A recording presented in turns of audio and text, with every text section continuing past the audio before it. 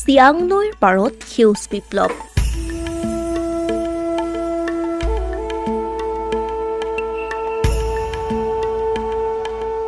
শ শ হেক্টৰ মাটিত আলু, তিল, মাকৈ, সৰিয়হ আদি খেতিৰে স্বাৱলম্বিতাৰ বাট দেখুৱাইছে শতাধিক কৃষকে।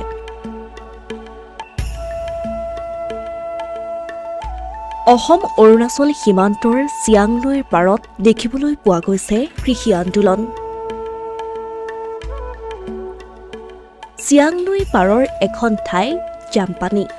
জাম্পানীৰ শ শ হেক্টৰ উৰ্বৰা মাটিত কৃষকে গঢ়ি তুলিছে সেউজ বিপ্লৱ।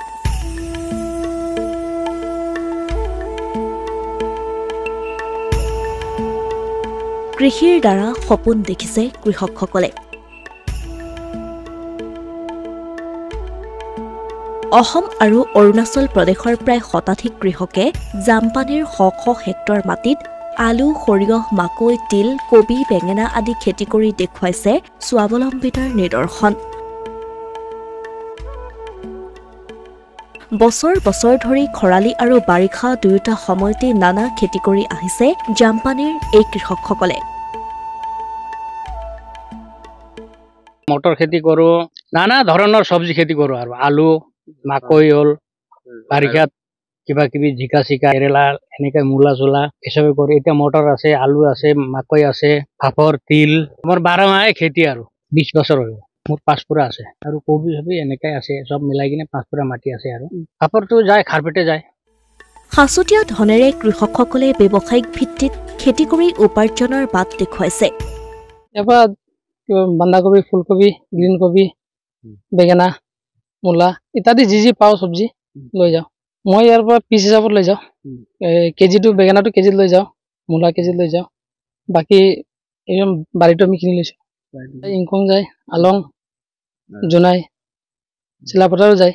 আলু আমি জোনাইতে বেচোঁ বেছিভাগ, আৰু বাহিৰৰ বেপাৰী আহিলে বাহিৰৰ বেপাৰীক দিওঁ, লৈ যায়।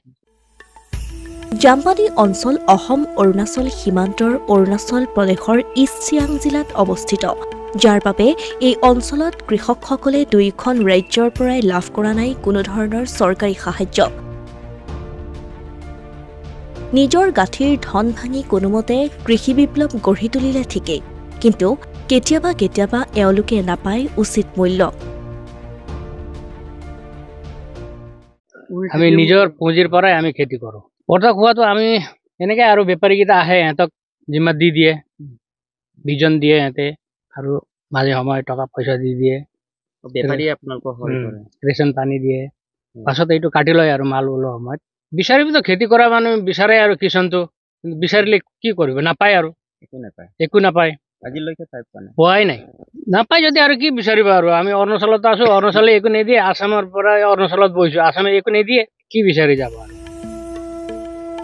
উল্লেখ্য যে এই জাম্পানীত উৎপাদিত ফচলসমূহ অসমৰ ডিব্ৰুগড়, তিনিচুকীয়া, লখিমপুৰ, ধেমাজি, চিলাপথাৰ আদি ঠাইলৈ ৰপ্তানি হয়।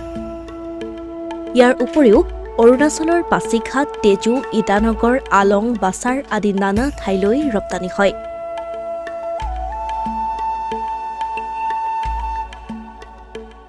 Asomiya Pratidin digital desk.